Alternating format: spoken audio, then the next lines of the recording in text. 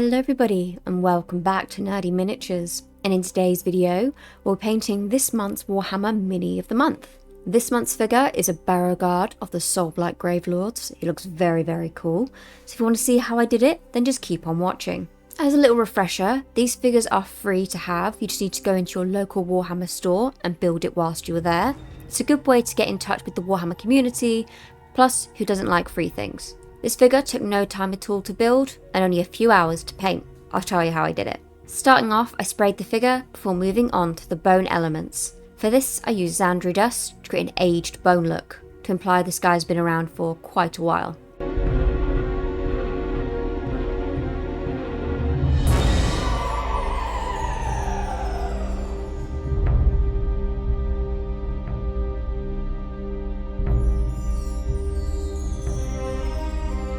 Following this, I moved on to his torn tunic. For this I used Abaddon Black. I applied this to all of the torn pieces of fabric that wrap around his legs and his waist.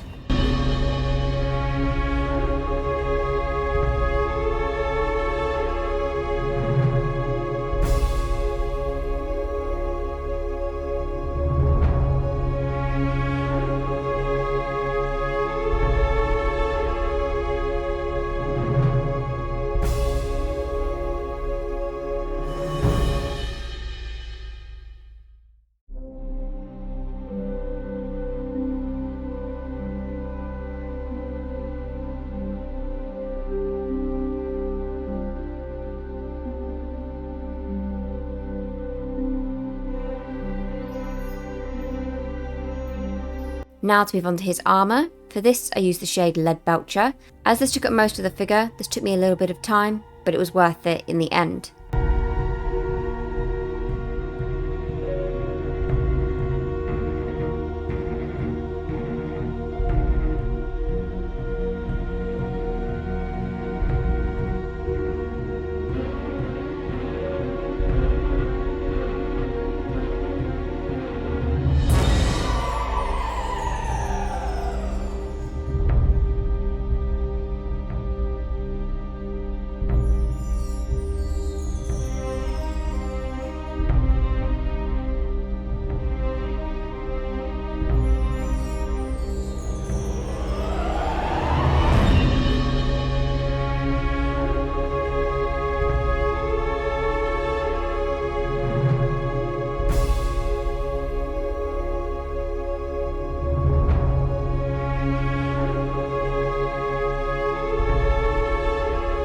Next, I moved on to the gold elements. I wanted this to be a little bit more muted, so I went in with Liberator Gold, and for this I applied it to his helmet and to a few places on his shoulders.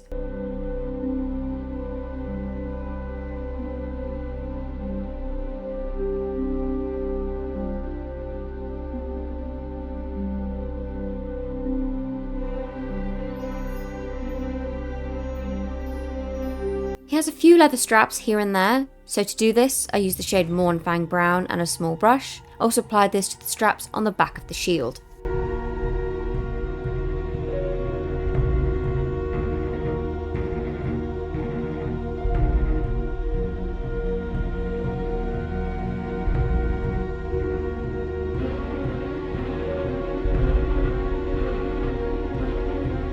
Now let's have a closer look at that shield. I used the same silver paint to paint the outside and fill in the back, and for the middle I used Khorne Red. No reason for this, just thought it looked cool. I finished off the red parts by applying the contrast shade Flesh Terror Red over the top, and whilst that dried I moved on to the shading.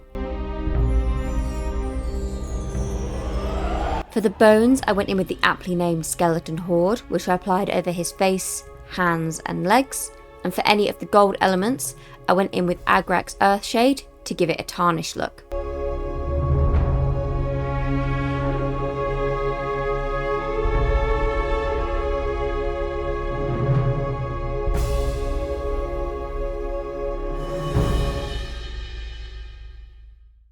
Before shading in the rest of the figure, I wanted to do some dry brushing. So for this I mixed the shades Abaddon Black and Grey Seer to create a dark grey, which I then swept across the tunic. Once that was dry, I applied Nuln Oil over the entire figure, excluding the gold elements.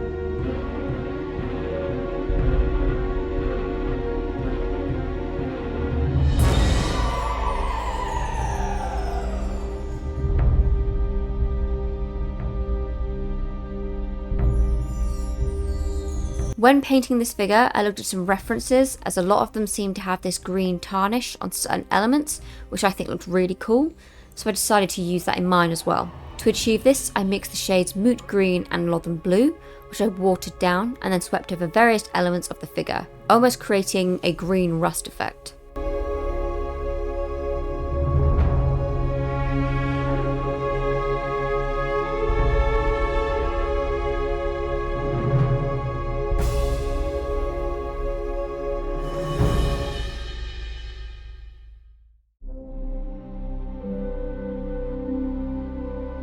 Now for the base. I wanted a cracked base look for this, but I wanted it to look toxic. I first went in with the coat of Corax White, which I topped with Moot Green for the base to really make it stand out. I then used Abaddon Black for the rim and Mordant Earth over the top and left it to dry for 24 hours. For more in-depth tutorial on how I did this, check out our lava base tutorial that I will link in the description below. And that is it. That is the final product.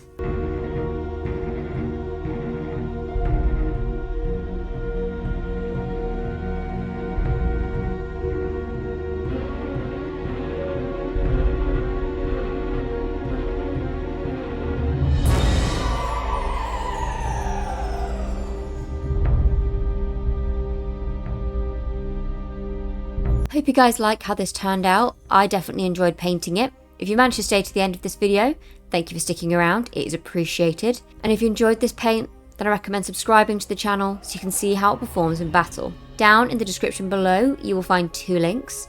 The first to Mr. Nerd's channel.